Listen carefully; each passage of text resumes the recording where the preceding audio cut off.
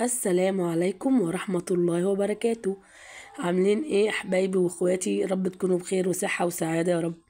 تعالى اقولك بقى، بما ان القوطة اليومين دول رخيصة، طب ما نجيب كمية ونعملها بالطريقة دي ونفرزها في الفريزر. عايزة اقولك ان القوطة اليومين دول رخيصة جدا، التلاتة كيلو ب10 جنيه. يعني لو جبتلك ب20 جنيه القوطة هتعملي اكبر كمية ممكنة. وطبعا دخول رمضان داخل وانت عارفة ان القوطة بتغلى في رمضان، فالحقي هاتي كمية كده من القوطة وصلصليها وحطها في الفريزر، واقولك هنعملها ازاي. واللي اول مرة يشوفني ويتابعني، انا ابداعات ومطبخ ام هاجر. اوعي تنسيني باللايك والشير والكومنت الجميل بتاعك، وكل سنة وانتوا طيبين بمناسبة دخول رمضان، يا رب يجعله عام سعيد علينا جميعا يا رب العالمين. ودي الكمية بتاعتي اللي انا عملتها. انا جايبه كام كيلو قوطه؟ جايبه 6 كيلو، ال6 كيلو ب20 جنيه. عملوا لك الكميه دي. لو انت مثلا مش قادره تعملي اكل، لو هتطلعي كيس قوطه وهتعملي شويه مكرونه وهتحطي القوطه عليها على طول، لانها اصلا متسبكه، يا دوبك بس تحمري البصلايه وتنزلي عليها من الكيس القوطه ده. سهله وبسيطه وما فيهاش تعب. ودي الكمية بتاعتي. لو انت حابة تعمليها في الأكياس، حابة تحطها في برطمانات، حسب ما انت عايزة، ممكن تحطيها في علب التلاجة البلاستيك، حسب الرغبة. بس انا عاملاها في الأكياس كده، وعاملة برطمانين بس كده. ايه معايا القوطة بتاعتي الجميلة. عايزة اقولك القوطة ضمت 6 كيلو ب20 جنيه. عايزة اقولك القوطة في رمضان هتغلي جدا جدا، بتوصل ل30 و40 جنيه في رمضان القوطة. فالحقي هاتيلك كمية واعمليها قبل ما تغلي القوطة. تمام كده. انا غسلتها غسله نظيفه القوطه بتاعتي، مش هقطعها ولا حاجه، انا هغسلها كده على طول بحالها. هي اصلا قوطه نظيفه وجميله، ما فيهاش اي حاجه. هي بس كان فيها 2 بس كده ايه بايظين. هقولك هنعمل فيهم ايه، طبعا مش هنرميهم ولا حاجه. بصوا القوطه جميله ازاي.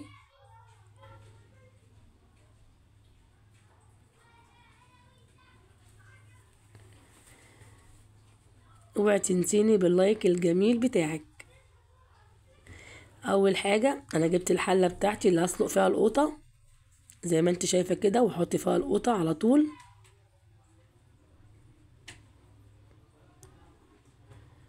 هنزل بالكميه بتاعتي. ولو انت ما عندكيش حلة كبيرة، ممكن تعملوهم على حلتين عادي.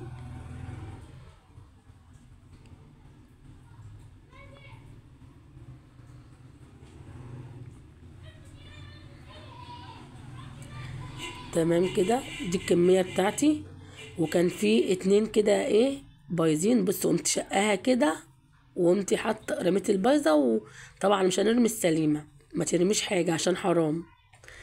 تمام كده. هما دولت بس اللي كانوا ايه بايظين كده في الكمية بتاعتي. رميت البايظة وقمت شقاها كده وحطيت السليمة. اول حاجة حطيت الحلة بتاعتي على البوتاجاز.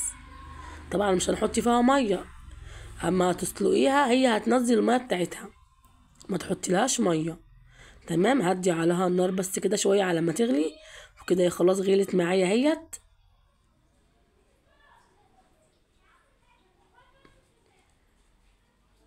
بصي هي كده خلاص، يعني هي كده بدأت في الغلوان معايا.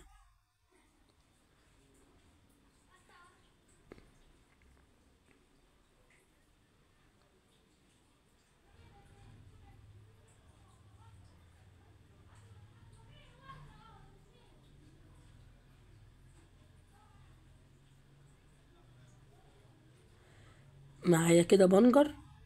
لو انتي مش حابه البنجر عادي، لو القطه معاكي صفرة ممكن تجيبي بنجرايه وتعمليها. انا بعت جبت بنجرايه، البنجرايه دي ب10 جنيه. عايزه اقولك البنجر ده مفيد جدا جدا للي عندهم انيميا. يعني انت لو جبت الواحدة وقشرتيها وعملتيها كده في أي عصير، جميل جدا للأنيميا.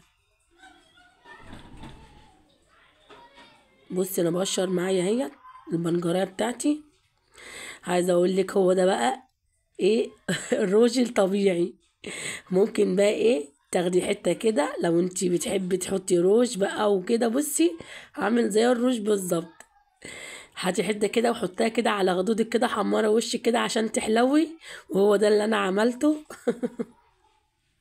لا تقولي بقى روج ولا الكلام ده، هو ده الطبيعي، ده الروج الطبيعي بتاعنا. قشرتها كده معايا، بص لونها جميل احمر وجميل ازاي.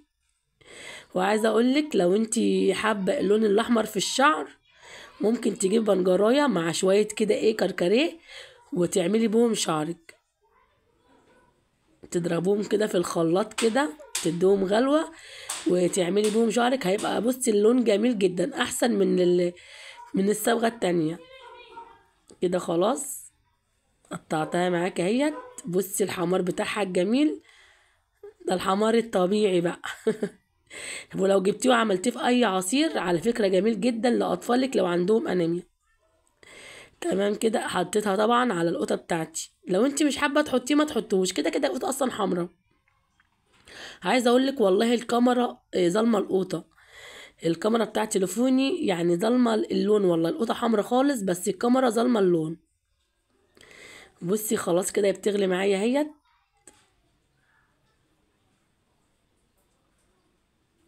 تمام كده بصي، كده هي كده خلاص. انا بقى ايه، دي التسوية اللي انا عايزاها. هاخدها كده واروح اضربها في ايه، في الخلاط. والله القطة احمر من كده بس الكاميرا ظلمها صراحة. هجيب بقى شفشق الخلاط بتاعي، مش هستنى لما تبرد ولا حاجة، هعمل على طول لان انا مستعجلة وكنت نازلة. فهعمل كده ايه القطة كده ايه، هنعمها. طبعا اكون محضرة مصفى، وهصفي القطة بتاعتي عشان البذور والقشر بتاع القوطة ما ينفعش، ما يبقاش حلو في الطبيخ، ما يبقاش باين القشر بتاع القوطة معاكي في الطبيخ. وبصي حطيت كده في المصفى الكمية بتاعتي، واقلب كده بالطريقة دي كده. هنزل بالشفشق التاني، يعني حطي حبة حبة عشان ايه، ما تديلش منك من المصفى. وتصفي كده عشان طبعا هي سخنة، انا مش مستنية تبرد لاني انا نازلة، فانا مستعجلة. بص اللون جميل والله، عايزه اقول لك الكاميرا ظالمه اللون، القطه حمرا جدا بس انا عندي تليفوني على قده يعني فظالم اللون صراحه. هي القطه كده جميله وحمرا. بص وبصفي كده القوطه، ده التفل بتاع القوطه. طبعا القشر بتاع القوطه ما يبقاش حلو في الطبيخ فانت بتصفيه. بصي صفيت الكميه بتاعتي، هم دمت الحبه اللي طالعين من كل الكميه. دي قشر القوطه، ما ينفعش طبعا ما تبقاش حلوه في الطبيخ. صفيت كده الكميه بتاعتي زي ما انت شايفه كده. والله لونها جميل بس انا عندي زي ما بقول لك الكاميرا ظالمه لون القوطه معاكي. لسه ما غليتهاش ولا حاجه، انا دوبك بس صفيتها بس كده. كده هحطها كده على النار تغلي معايا بقى غلوتين. دي كده بعد ما صفيتها.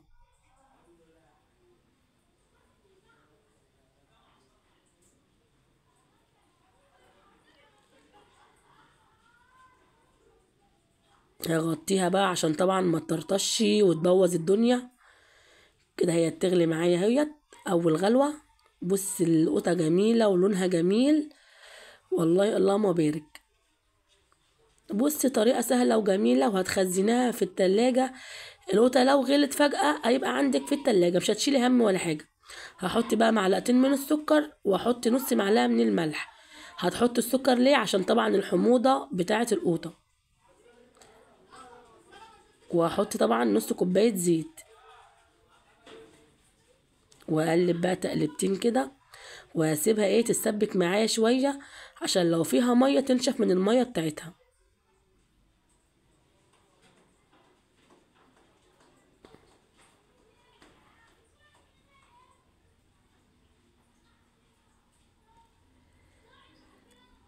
بصي هي بتغلي معايا اهيت.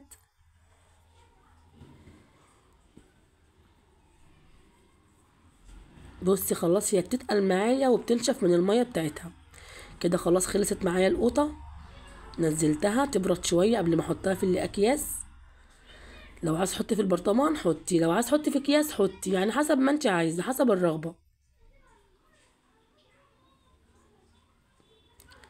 بس هو احسن تحطي في الاكياس يعني، وتحطها على طول في الفريزر.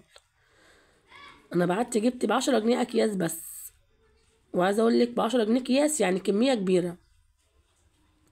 هجيب طبق كده واحط فيه الكيس لان القوطه سخنه، لان انا طبعا زي ما قلت لك مش مستنيه تبرد لان انا خارجه اصلا، فانا مستعجله. وهتحطي الكميه بتاعتك بقى اللي انت عايزاها، عايزه تزودي حسب ما انت بتحطي القوطه في الطبيخ. بصي سهله جدا ومريحه جدا جدا.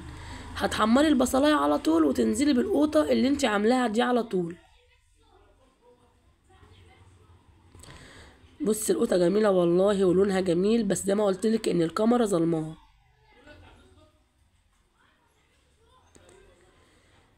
انا اسفه جدا لان الصوره بتتعاد معايا كل مره، الصوره بتتعاد معايا معرفش ليه. بكون مظبطه الصور وكل حاجه، بس معرفش لازم تتعاد معايا. معلش بقى نطول عليكم شويه. كل سنه وانتم طيبين، يا رب يا رب يجعلها ايام مباركه علينا وعليكم جميعا يا رب. وكل سنه وكل حبايبي طيبين. ويا ريت يا ريت ما تستخسريش فيا اللايك الجميل بتاعك، واعملي لي كومنت كده حلو جميل منك، طبعا مع الشير الجميل، وانا بحبكم في الله. شكرا جزيلا.